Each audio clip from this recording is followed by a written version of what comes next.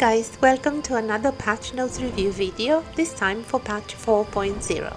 This patch has part 1 and part 2 together and we are getting a lot of changes, so stay tuned if you want to find out what to expect.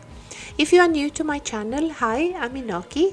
I am an Aion Classic Europe content creator and ambassador, and today I'll walk you through the major changes coming with patch 4.0, which in EU is called Light of ATREIA.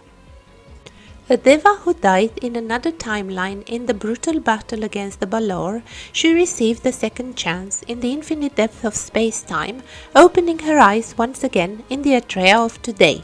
Born into a new life in a new time, she can still remember everything about her past.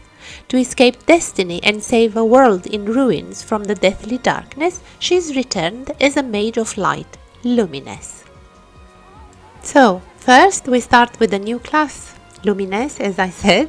I know a lot of you probably are waiting to play this class, so here you are. Luminess is a close-range magical class wearing cloth gear and has a lot of instant cast spells. Even though he's using a short-dimensional sword, her attacks inflict magical damage and control debuffs. Her skills can stun, bind, hold, slow enemies, and also provide support by buffing allies with attack and casting speed along with other utilities. I'm not going in details about this class, I'll let you discover it for yourself, but all you have to remember, in group she can cast a special skill called Mezzo Forte, which activates each class's Forte skill in that party. Each class will get 2 Forte skills. Our level has increased to 70 and we get a new region called Tiamaranta Mesa, which can be accessed from level 60 and of course follow the campaign line to level up. Dragon Lord Tiamat has dispatched a huge force to Tiamaranta, and after a series of blood-soaked battles, she succeeded in driving out the Rayans. To hold back their invasion, she set up watching eyes throughout the area. Her tyrannical exploitation of blood drana enabled her to raise the very earth itself and create a series of floating islands. This was the foundation for Tiamaranta Mesa, a place which served her will and her benefit alone. These are torturous developments for the Teva. Tiamaranta region has 2 areas, Tiamaranta Mesa, which is on the ground, and Tiamaranta Skies, which is several floating islands inhabited by level 65 monsters. Tiamaranta Mesa, the on the ground, is divided into 3 large areas.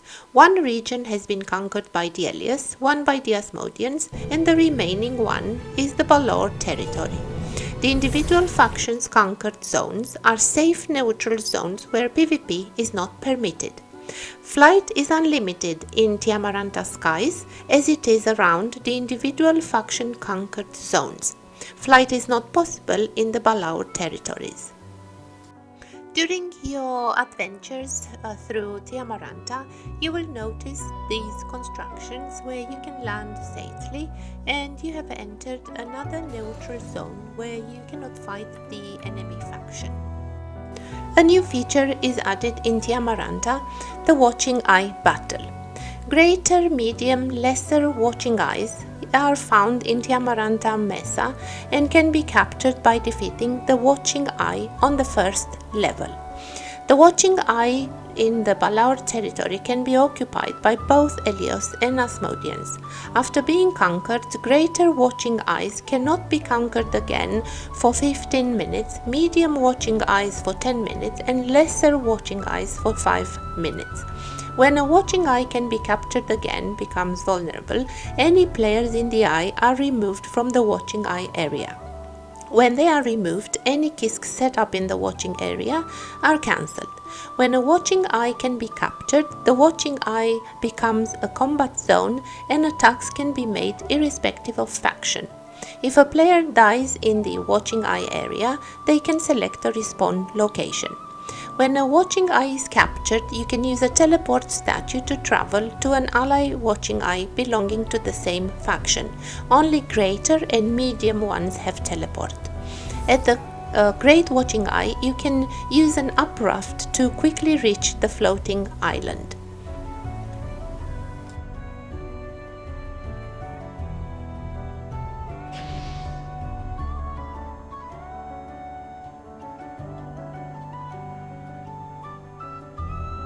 Balaurea Chronicle chests have been added. You will find the lesser and the normal ones usually around Tiamaranta, and a greater one will spawn at some point in Tiamaranta's Basilica Cavern, which is this area in the middle of the map, is an underground area. In these chests you will find materials necessary to exchange with the researchers on each faction's airship for the Dragon Lord's weapon chest. When the Greater Balaurea Chronicle chest appears in the Basilica Cavern, this area becomes a PvP zone. Tiamaranta is home of 5 major raids which replace the ones in Laphsaran. Raid Tartar replaces 𝙤𝙤𝙤𝙤𝙤. 𝘤𝙤𝙤𝙤 is the same one as in Laphsaran. 𝘤𝑰𝑥𝑎d raid, 𝑑redgian raid and 𝘤𝑰𝑎𝑘 raid. These raids take place at specific times and days. We receive mail with rewards for contribution, and the bosses also have loot. The areas where the raids take place, when the raid starts, become a neutral zone. So most raids will be PvE raids, and PvP will not be allowed. The first raid, 𝘤𝑰𝑥𝑎d, which takes place every other Friday, so alternative Fridays with 𝘤𝘤𝙤𝙤, at 10:30 p.m. in 𝘤𝙚𝙤𝙤𝙤 ruins.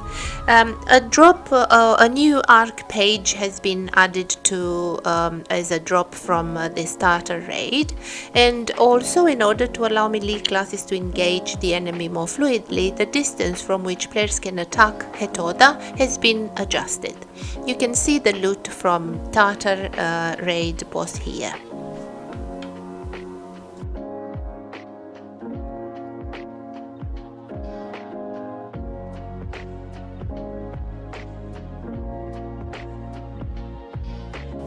𝘤𝑰𝑥𝑎d raid starts Thursday and Sunday at 10 p.m. in the Basilica Cavern in Tiamaranta. Contribution in the 𝘤𝑰𝑥𝑎d raid is calculated individually for the left arm of the raid boss, the right arm and the upper body. Each time one of these parts is destroyed, we receive contribution via mail. You can see the drop from this raid boss here.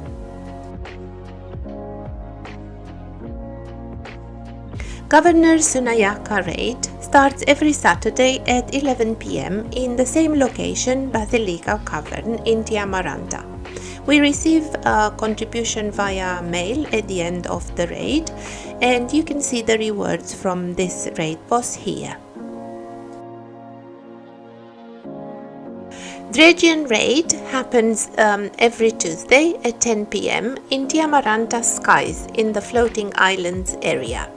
After destroying the 𝘠𝙧𝙚, these cubes will spawn, and looting them you can gain a lot of kina. An interesting event is the Teva Dimensional Rift Battle. It starts every Monday, Saturday and Sunday at 8 p.m. This takes place in Basilica Cavern in Tiamaranta Mesa and in Gallery of Fear in the Balic Treasury. This Balic Treasury is actually the old Tiamaranta Eye from retail, if you remember. When the Teva Dimensional Rift battle starts, the area becomes a PvP zone, but members of the same legion count as ally. Only parties of the same legion remain unchanged. Few minutes after start, a rift will appear, and upon attacking the rift, some Balaurs will spawn. Rifts also have a chance to transform into a raging rift. Killing the Balaur, you can receive a lot of materials and a lot of goodies, but also you can receive the Abyss Rift particle, which you can use in Legion crafting, and you can craft the Dimensional Treasure Chest containing Godstones and Manastones, and the Dimensional Experience Serum Chests containing Experience Serums, which you can obviously use to gain experience. Another event which takes place in Tiamaranta is the Incarnate Conquest, the 4 hearts fortress you see on the 4 corners of the map. It starts at 9:30 p.m. every day, 15 minutes after the announcement. At 8 p.m. before the event, an NPC will spawn next to the 4 portals on the ship, and you can buy a selection box where you select the warrant of your choice for one of the hearts. These are color-coded: yellow, red, purple and blue. When the event starts, you use the warrant to travel via the portal in front of the respective heart fortress. 1 minute after the conquest starts, the gate will be destroyed, allowing access. You have to defeat the boss in the main hall inside the fortress in 15 minutes. If you fail to do so, they disappear, you get teleported back to ship, and you receive a reward via mail accordingly to your performance up to that point. The hearts area are neutral zones and flight is not possible. You can only access the heart fort via portal. There's an interesting way to receive daily quests from the NPCs on the ship in Tiamaranta, and this is via 3 scrolls every day called Orders. If your faction conquers the Watching Eye with the respective order number, you can accept the quest at Watching Eye directly. Also, some Shugos NPCs sell these orders bundle on ship, and you can get extra orders this way. You have a chance to randomly receive a higher grade order, a gold one, which gives you better rewards from the respective quests. Tiamaranta is also the home of 2 new PvE instances. The Labyrinth of Echoes is one of them. 6 players can take part from level 60 once per day. The instance can be accessed via the Abyss Rift on each faction's airship in Tiamaranta. The Labyrinth of Echoes must be entered by at least 4 players to be able to receive all rewards. The damage from creatures in Labyrinth of Echoes is determined by players' combat talent. After killing a boss, you can use the portal which takes you to the next boss. The Labyrinth of Echoes currently has 3 levels: the battle against 𝘠𝙬𝙤𝘢𝘕 Warlord, the battle against Commander Bakarma, and the battle against Angry Chromide Vision. You can attempt to defeat Angry Chromide Vision up to 3 times. Treasure chests appear depending on Angry Chromide Vision's health. The second PvE instance is Iron Citadel. This time you have to travel to the entrance, which is on the top right corner of the map. Again, the instance can be accessed by 6 players from level 60 once per day. The final boss attack time changes depending on the number of mini-bosses killed. You will notice on your way through the instance, you will meet a series of mini-bosses. If you kill them, you will have a drop. If you skip the mini-bosses though, to confront the final boss, you will receive all the mini-boss rewards if you successfully complete the time attack challenge. You can travel to the final boss in the command center directly via some Shugo teleporters.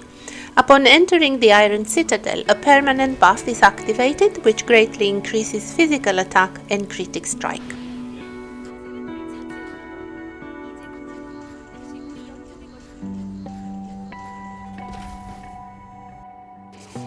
Talking about instances, there is a new PvP instance added which is called Cradle of Doom. This instance is called PvP because there are 3 Helios and 3 Asmodeans which take part in the instance, but actually they don't fight each other. They fight with the enemy agent, so Helios will fight Mastarius agent and Asmodeus will fight the Avail agent. When you enter the instance, all previously applied buffs will be removed, and also every player will receive a key which you use to open the treasure chests in the rewards room. When you enter the instance, there will be a 2 minutes wait time to prepare for the fight. And if you manage to kill the enemy agent, a portal will spawn and you are allowed to enter the rewards room. The faction who kills first the agent will have access to more treasure chests than the other faction. There is a chance for one of the treasure chests to contain the new Doomsdayer's Wings of War or Wings of Magic, or fragments of these wings, and you can combine the fragments and you get the prismatic Doomsdayer's Wings of War or Magic.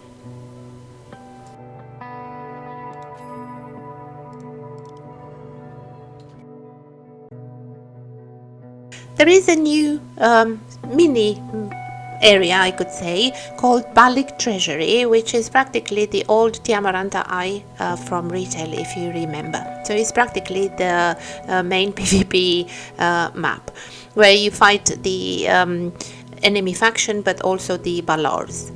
You can enter this Balic Treasury for free in the Tiamaranta garrison, or you can access the area from the airship via a rift, a teleport. The Balic Treasury is practically a map where you, the main reward, the main drop from the bosses and from your daily quests is the Balaur Lord treasure bundle. These treasure bundles come in level lesser to major. If you collect a lower level bundle, you can upgrade it via 𝘤𝘰𝙤𝙤𝙤 NPC and improve the bundle. The higher level the bundle obviously has a chance for more valuable items. Also, killing the Balaurs, you have a chance to loot a key which will open the Protectorate treasure chests, and there is a chance for a gold key that opens the gold Protectorate chest. The main reward in the Protectorate chest is the Balaur Lord treasure bundle. There is an event which happens randomly between 10 AM and 1 AM called Balaur Lord's Sealed Safe, which is practically a chest, a big chest that appears in one of the Balaur Lord's treasure chamber, and once you click on the chest, the process, the unsealing starts. So this is the moment when the room becomes a PvP zone, and also the Balaurs will spawn and you have to kill them. The treasure chest can contain, after you have killed and the unsealing of the chest ends, you can loot the chest. And there are various rewards. Among these, you can get the Greater Balaurea Chronicle chest and other goodies. Laphsaran map has been reworked, actually emptied, due to the opening of Tiamaranta Mesa. Practically all the events, raids and drop, the altars and all the other features of Laphsaran map have moved into Tiamaranta Mesa. Afeta Beluslan. The fortress battle now take place only one time per week, and that's on Wednesdays at 10 PM. And there's a new feature for defeating the Balaur Guardian General. The player who lands the first hit, the player who lands the last hit, and a random player who took part in the battle will receive an additional reward. There is a new way to get one of these two PvP weapons, Battle Seasoned and Battle Scarred weapons, where Battle Seasoned is a bit better than Scarred. And this way is by trying to level up an Admiral weapon or a Burning Salvation weapon after you have reached the enchantment level 15, using 20 Balaur Chronicle covers or 1 Balaur Chronicle bookmark, you receive a chest with one of the two weapons. New heroic Manastones and fabled Godstones have been introduced. You can see them here, and also there has been a rework of the whole Manastone, Godstone and Arm Fusion system. You don't require an NPC anymore to remove your Manastones or Godstone from your gear. You can do this via game menu and this function here.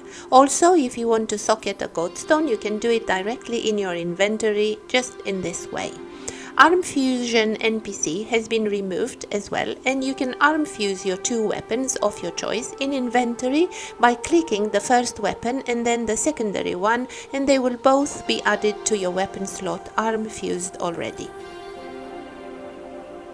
A new system called Siel's Hammer and Siel's Anvil has been introduced. The Siel's Hammer is practically this little hammer that you have on the bottom of your inventory, and is practically a dismantling system which allows you to dismantle certain items and retrieve some materials. Siel's Hammer can be used on special items which have been added to the Abyss NPC merchant, and you can dismantle these items to get better rewards.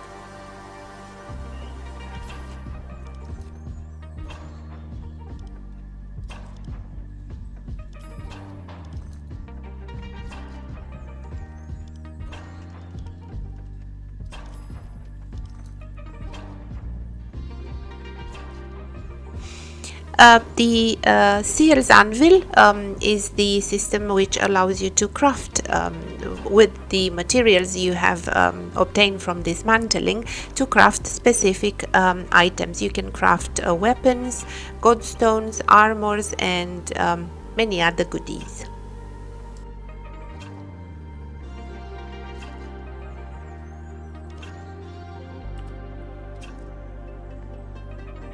Another interesting system has been added, Altar of Transcendence.